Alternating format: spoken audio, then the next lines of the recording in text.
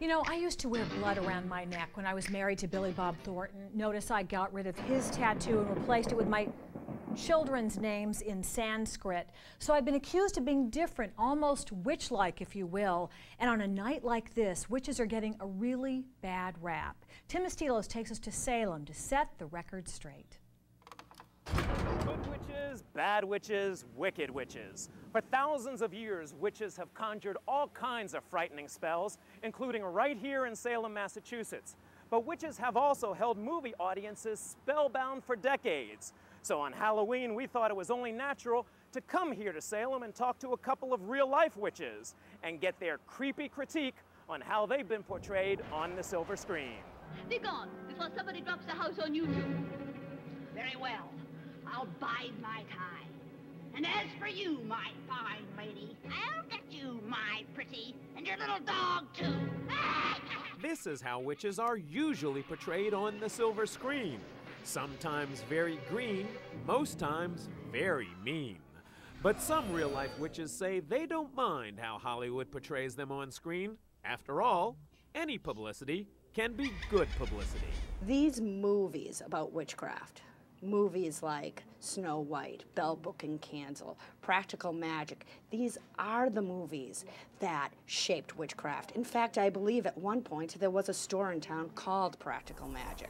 All right, ladies, pick a broom, form a circle. There's a scene in Practical Magic that is real witchcraft, when all the neighborhood women come with their brooms and go to save a possessed woman. Witches joined together for good. Because witches really are good. Ashes to ashes, dust to dust.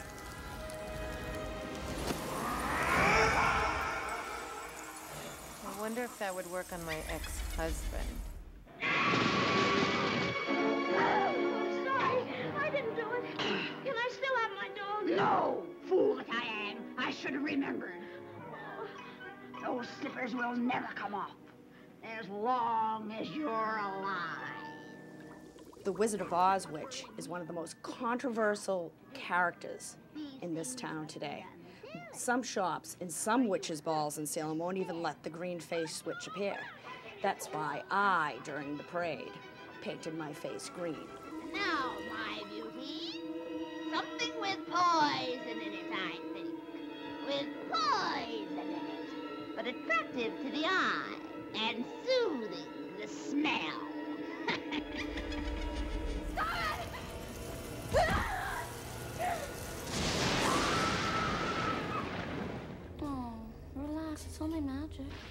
That movie in itself talks about what happens when power runs a little too rampant. Balance comes and takes care of it. But not all witches fight each other.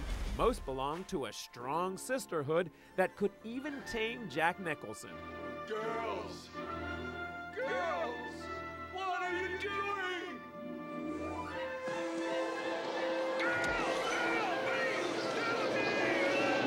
I loved the movie Witches of Eastwick because it showed the power of a woman.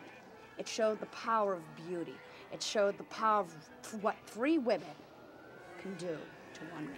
In 1958's Bell Book and Candle, Kim Novak was a sexy witch determined to win Jimmy Stewart's heart by casting a spell. Bell Book and Candle's main topic was about love and whether a witch can fall in love at all. Sadly, I wonder if that's true. So many of our people are lonely. Why don't you give me something for Christmas, Pie?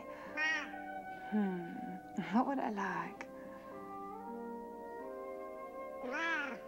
I'd like to do something different. I'd like to meet someone different. When a witch does find a mate, she does give up a little bit of her own power. It's true, that old wives' tale. It's true. That's why Pie Wackett ran away. You've lost your powers. I've fallen in love.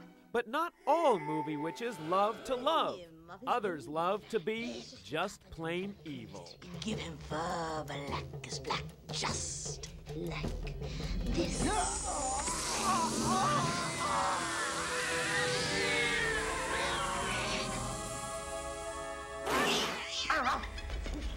I believe some witches are evil and devilish. There's nothing wrong with being wicked. Now, as frightening as some witches may appear to be, both in real life and on the silver screen, the truth is there are far more frightening things to be afraid of when the sun goes down.